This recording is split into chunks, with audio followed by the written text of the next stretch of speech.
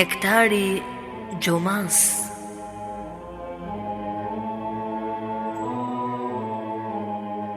Prezanton Fondacioni Kur'anit.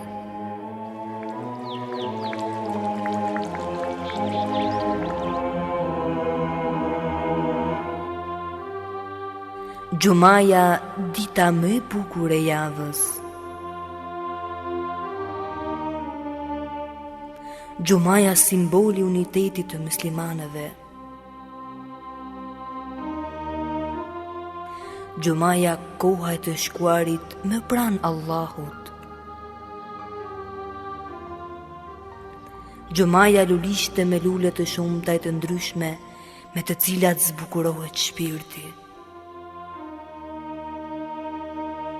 Eja një çdo të gjuma të shëtisim me kopshtin e mbushur me dije dhe të mbledhim bashkë nektarin e luleve të saj e të kënaqemi me to.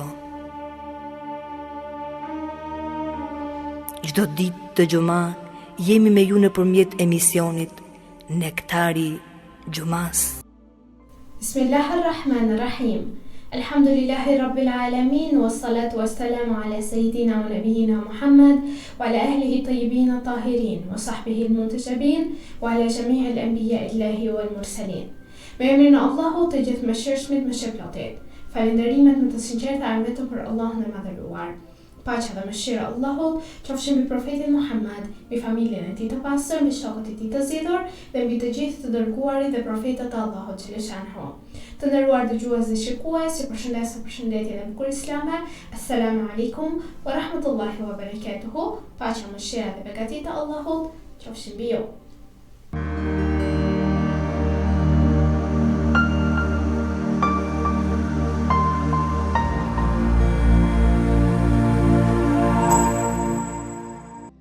Njësimi i Allahut, ose ndryshe tauhidi, dhe besimi në botën tjetër në ringjallje, janë dy shtylla themelore të besimit islam, të cilat lidhen ngushtë me kuptimin e jetës, me moralin dhe përgjegjësinë e njeriut.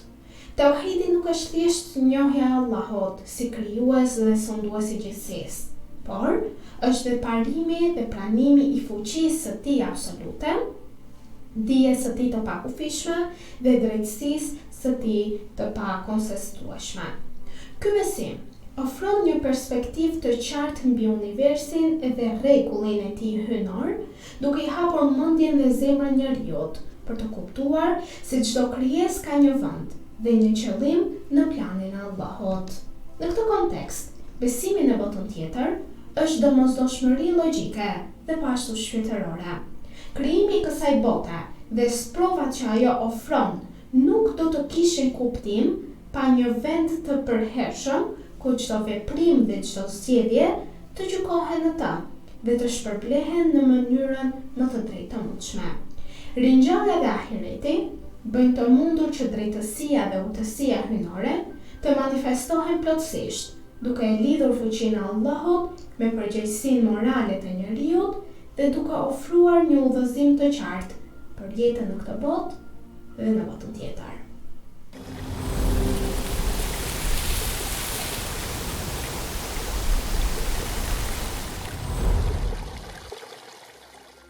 Të nderuar dëgjues dhe shikues, do ju ftoja të ndiqnim së bashku tashmë 6 ajetet e përzgjedhura për ditën e sotme, ku do të shohim nga ajeti 31, nga ajeti 33 deri në ajetin 38 të surës Fatir. Me emrin e Allahut, të gjithë mëshirshmit, mëshirplotit. Ata do të hyjnë në kopshtet e Adnit, të stolisur me byrsëlyk, ari e margaritar, dhe veshja e tyre do të jetë prej mandafshi. Pastaj do të thonë, lavdi Allahut, i cili e ka larguar hidhërimin nga ne. Vërtet, Zoti ynë është falës dhe falënderues. Është ai që me mirësinë e tij na ka pranuar në shtëpinë e banimit të përhershëm, në të cilin nuk do të lodhemi e nuk do të mundohemi. Për jo besimtarët është përgatitur zjarri i xhehenemit, ku ata nuk do të vdesin dhe as që do t'u lehtësohet dënimi. Ja, kështu ne do t'i dënojmë mosmirnjohësit. Atje, ata do të thërasin, o Zoti ynë, nxirrna se do të bëjmë vepra të mira e jo nga ato që kemi bërë. Atyre do të thuhet: vallë, a nuk u zgjatëm jetën aq sa të mund të mendohej ai që të kujtonte Allahun? Madje, juve ju erdhi edhe paralajmëruesi. Andaj, shijoni dënimin. Keqbërësit, askush nuk do t'i ndihmoj. Vërtet, Allahu e njeh të fshehtën e qiejve të tokës dhe e di mirë çka në zemrat e njerëzve.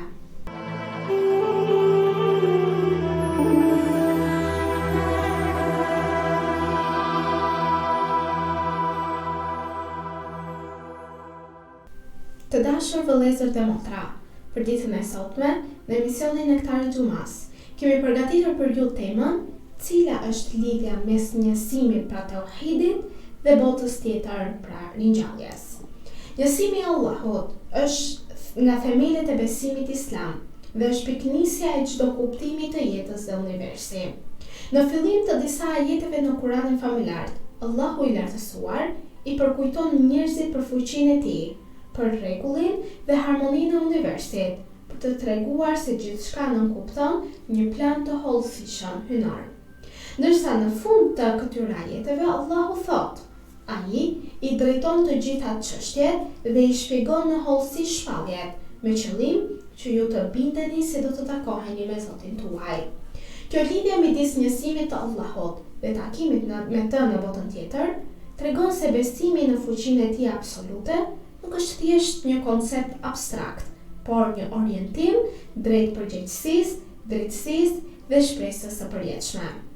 Për ta kuptuar më së miri temën e ditës së sotme, e kam ndarë në disa pika kryesore. Dhe pika e parë është se fuqia e Allahut është argument për ringjalljen. Fuqia absolute e Allahut për të krijuar universin është një dëshmi e pakundërshtueshme e aftësisë së Allahut për ta rikrijuar gjithçka pas shkatërimit të saj. Ai që ka krijuar gjithçka nga asgjëja, qiejt, tokën, çdo qenie të gjallë dhe çdo rregull të natyrës, është i vetmi që mund të rikthejë gjithçka në ekzistencën e tyre.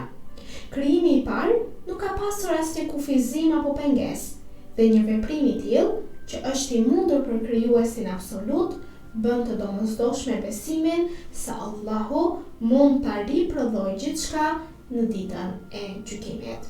Në ajetin 29 të surës Araf, Allahu i lartësuar thot: Bismillahirrahmanirrahim. Siç ju ka krijuar së pari, ashtu dhe do t'ju ringjall. Ky ajet nuk është vetëm një mohim, por një thirrje e qartë për reflektim të thellë mbi fuqinë absolute të Allahut dhe natyrën e krijesës. Ai na udhëzon të kuptojmë se krijimi nuk është rastësi dhe asnjë proces i kufizuar, por një manifestim i dijes dhe fuqisë së pakufishme të krijuesit.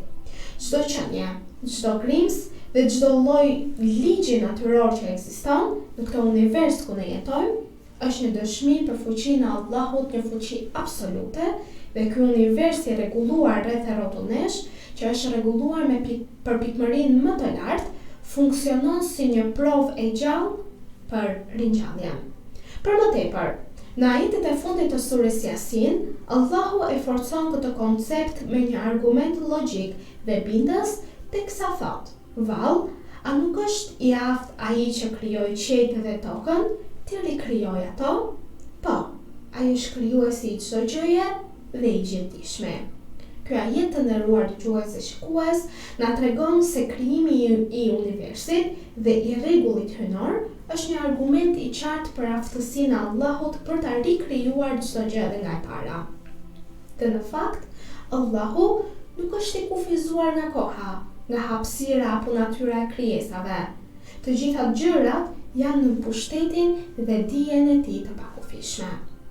Nga këto ajete kuptohet qartë se tauhidi, pra njësimi i Allahut dhe besimi në ringjallje janë të pandashme. Njohja e një Allahu të vetëm, fuqiplot dhe të gjithdijshëm, nënkupton pranimin e faktit se çdo krijesë do të rikthehet dhe se çdo veprim do të marrë shpërblimin e tij. Kjo lidhje mes fuqisë absolute të Allahut dhe ringjalljes ka një dimension të madh shpirtëror dhe atë moral, sepse Besimi në fuqinë e tij nuk është thjesht një njohje intelektuale, por një thirrje për reflektim mbi jetën, përgjegjësinë dhe drejtësinë. Gjithashtu, fuqia e Allahut për të ringjallur gjithçka shërben si argument për të kuptuar drejtësinë hyjnore. Nëse çdo krijesë do të gjykohet në ditën e gjykimit, atëherë çdo vepër e mirë apo e keqe ka rëndësi dhe pasojë. Krijimi dhe ringjallja nuk janë të ndara nga njëra tjetra, sepse krijimi tregon fuqinë dhe dijen e Allahut, ndërsa ringjallja shpreh drejtësinë dhe shpërblimin e meritueshëm për çdo person. Besimi në njësimin e Allahut dhe në ringjallje formon themelin e besimit të plotë islam, sepse njohja e fuqisë absolute të Allahut është prova më e qartë për jetën e përtejme, sepse Allahu që ka krijuar gjithçka nga asgjëja është i aftë që ta rikthej gjithçka në vendin siç kanë qenë dhe më parë, duke shpërblyer të drejten dhe njëkohësisht duke ndëshkuar të padrejten. Kjo është një lidhje e pandashme midis tauhidit dhe besimit në botën tjetër, e cila thellon kuptimin e përgjegjësisë morale dhe të drejtësisë universale. Pika e dytë e temës për ditën e sotme. Thuhet se krijimi i botës dhe qëllimi i ahiretit. Nëse bota e kësaj jete do të ishte qëllimi përfundimtar i krijimit, atëherë vetë ekzistenca e saj nuk do të kishte as kuptim të plot, as drejtësi dhe as vlerë morale të qëndrueshme. Universi është i madh, i strukturuar me rregull dhe harmoni të përpikta, i mbushur me ligje natyrore, me yje dhe galaktika, dhe çdo formë të jetës që e ilustron fuqinë dhe dijen e Allahut të madhëruar. Këto elemente nuk janë të krijuar absolutisht rastësisht, sepse secila tregon një plan dhe urtësi të përkryer hyjnor, duke treguar se gjithçka ka një qëllim dhe funksionon brenda sistemit të madh të universit. Megjithatë, kjo botë ka kufijtë e veta dhe është e përkohshme. Ajo është një vend provash dhe sprovash, ku njëri përballet me sfida të ndryshme, me vështirësi materiale, emocionale, shpirtërore dhe sociale. Në këtë kuptim, sprovat e kësaj bote nuk mund të jenë qëllimi përfundimtar, sepse do të ishin të padrejta nëse do të ekzistonte një vend ku secili veprim, i mirë apo i keq, të gjykohet në mënyrë të drejtë dhe të marrë shpërblimin ose ndëshkimin e merituar. Për këtë arsye, ekzistenca e botës së ahiretit është e domosdoshme dhe e pashmangshme, sepse ahireti nuk është një koncept abstrakt, ashtu si njësimi, por është vendi ku shpërblehen të mirat dhe ndëshkohen të këqijat, duke treguar drejtësinë dhe urtësinë e Allahut në mënyrë të qartë dhe të prerë. Vetëm përmes botës së ahiretit, jeta fiton kuptim të plot dhe çdo ngjarje e kësaj bote kalimtare merr vlerën e saj. Ai që beson në ahiret kupton se sprovat, sfidat dhe gjërat që kalon në këtë jetë nuk janë të kota, por mundësi për të fituar shpërblim dhe për të forcuar shpirtin dhe moralin ton. Allahu i lartësuar e nxit këtë reflektim në surën Waqia, në ajetin 62 teksa thot, sigurisht ju e dini krijimin e parë, atëherë pse nuk mendoni? Ky ajet i fton njerëzit të shqyrtojnë krijimin e parë të njeriut dhe të gjithë universin si provë për ekzistencën e ringjalljes dhe të jetës së përtejme. Reflektimi mbi krijimin tregon se jeta nuk mund të përfundojë vetëm në këtë botë të kufizuar. Ajo ka një dimension tjetër përtej kohës dhe hapësirës, ku çdo gjë merr shpërblimin e merituar. Pra, kuptimi i kësaj bote nuk mund të kuptohet pa ahiretin, sepse besimi në botën e përjetshme është jo vetëm një domosdoshmëri teologjike, por edhe një udhëzim moral dhe pashtu shpirtëror që ndihmon njeriu të veprojë drejt, të kërkojë të mirën dhe të shmangë të keqen në çdo kohë qoftë ai, duke kuptuar fuqinë dhe drejtësinë absolute të Allahut të madhëruar.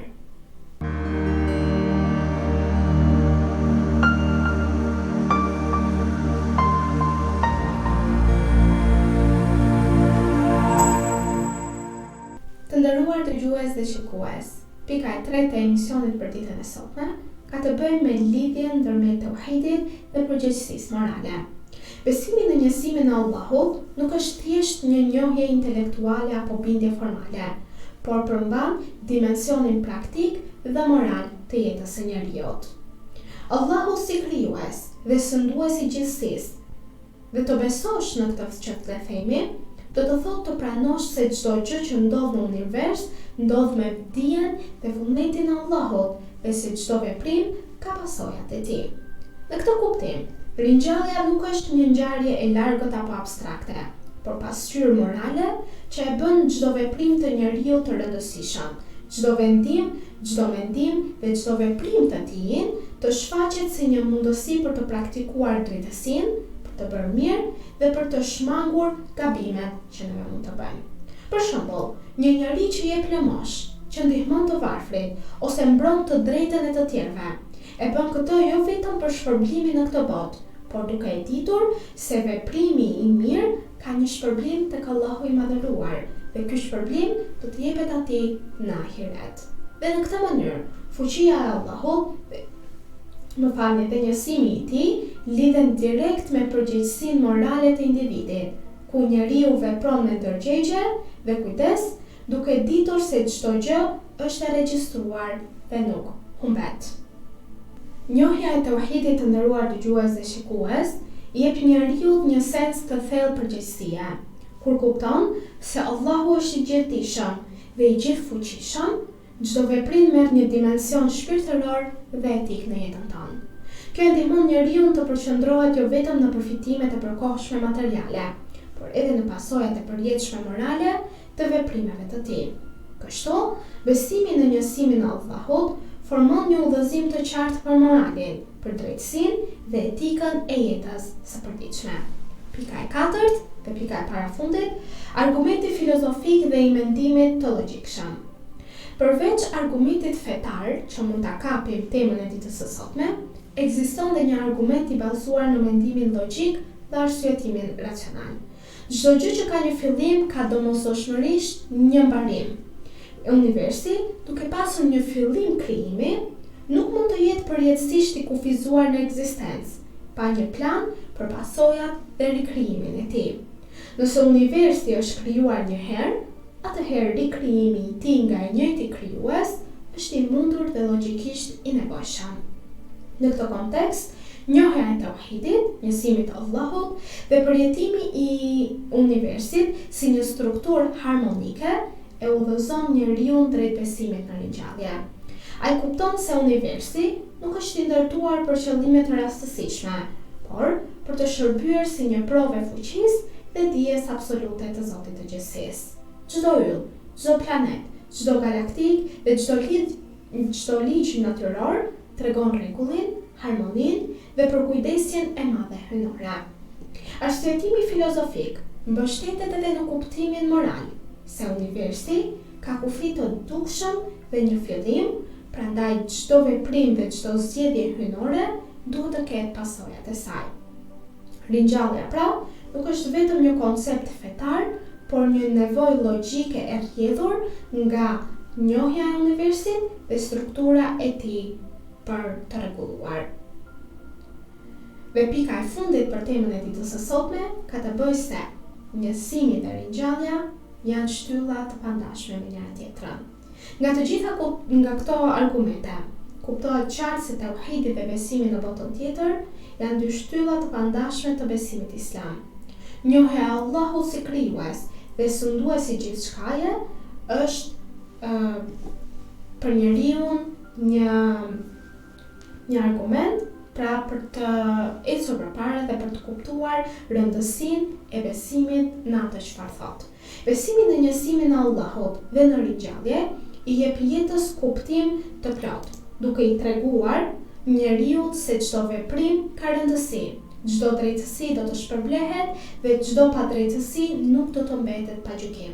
Ai që beson e kupton se fuqia e Allahut nuk është vetëm teorike, por ka implikime praktike dhe ato morale. Për më tepër, njohja e tauhidit dhe ringjallja forcon shpresën dhe durimin e njeriut. Ai ai e kupton se vështirësitë e kësaj bote janë të përkohshme, kalojnë dhe shpërblimi i përjetshëm i takon Allahut në botën tjetër. Inshallah, qofshin për atyre të cilët nëpërmjet njësimit të Allahut dhe besimit në ringjallje, besimit në të gjitha gjërat çfarë ka caktuar Allahu për ne, të jemi nga ato të cilët jemi të devotshëm, të fortë në besimin ton dhe të palëkundur në këtë rrugë derisa të kemi frym në këtë jetë. Në këto momente të nderuar dëgjues dhe shikues, ju përshëndes me përshëndetjen e bukur islame. Assalamu alaikum wa rahmatullahi wa barakatuhu. Paqja, mëshira dhe begatit Allahut qofshin mbi ju. أيها الذين آمنوا إذا نودي للصلاة من يوم الجمعة فاسعوا إلى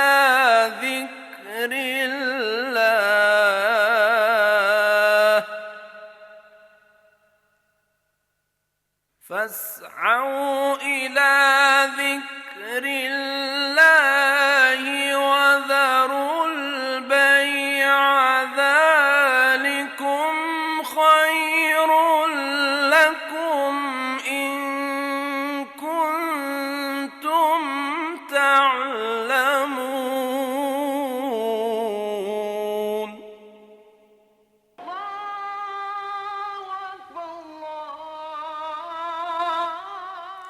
O ju që besuat, kur bëhet thirrja për namaz, ditën e xumas, esni shpejt për aty ku përmendet Allahu, dëgjojini hutbën, falni namazin, e lini shitblerjen.